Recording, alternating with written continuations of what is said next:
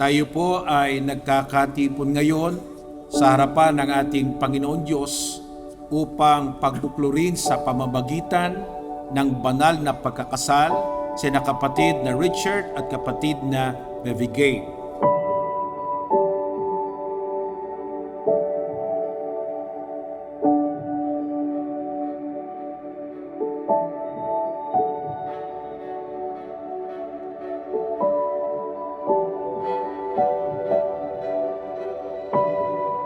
Dapat po nating alalahanin kung gayon na ang pag-aasawa'y itinatag ng ating Panginoon Diyos para sa kapakinabangan at kaligayahan ng mga taong kanyang nilalang.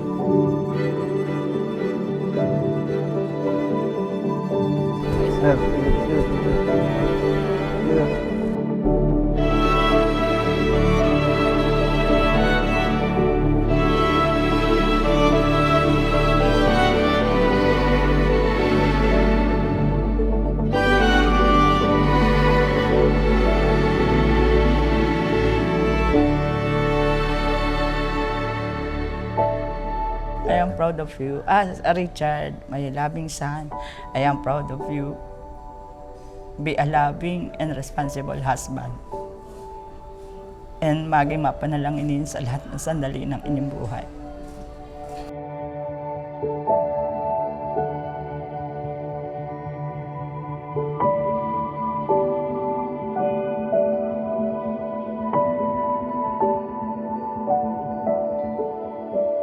And thank you so much sa effort, sa time, malalayo pang pinanggalingan nyo, may mga work kayo, nag-live.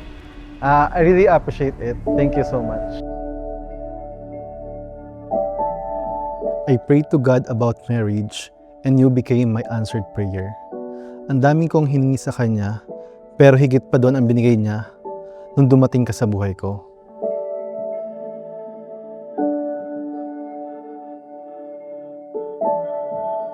Itinuro ng ating Panginoong Hesukristo na sa pagkakasal ay pinapagsasama ng Diyos ang lalaki at babae upang maging isa naman lamang sa paningin ng may kapal.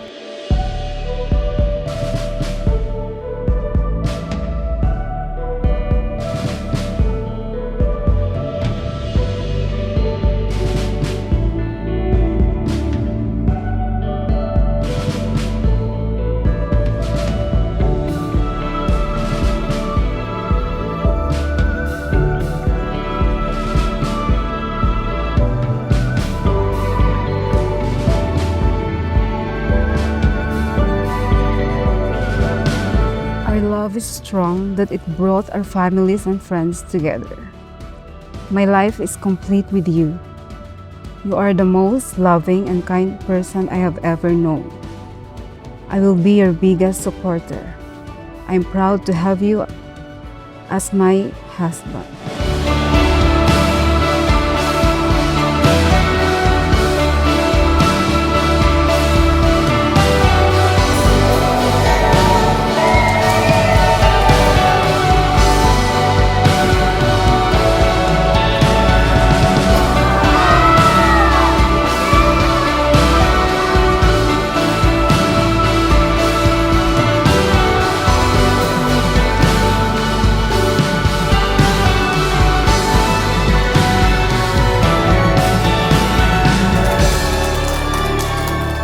Papa, Mami, thank you sa pag-aalaga since bata ako.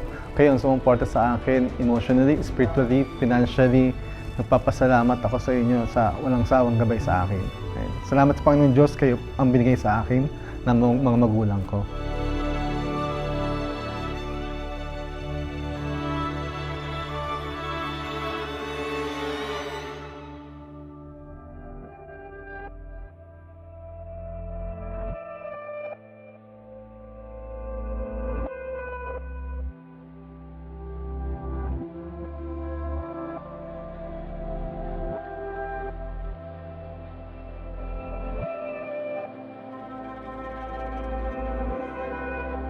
Dahil dito'y iiwan ng lalaki ang kanyang ama at ina at makikisama sa kanyang asawa. At ang dalawa'y magiging isang laman. Kaya hindi na sila dalawa, kundi isang laman.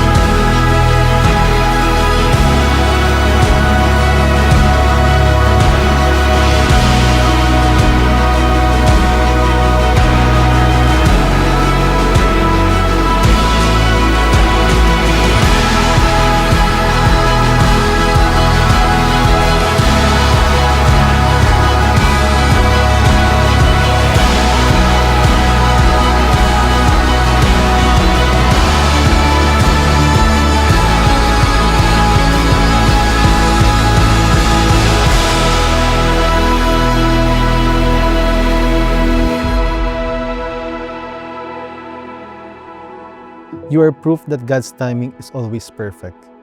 I'm so excited to spend the rest of my life with you. I love you.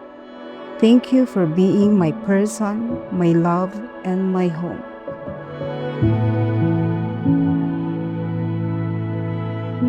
Ang pinapagsama nga ng Diyos ay huwag papaghiwalayin ng tao.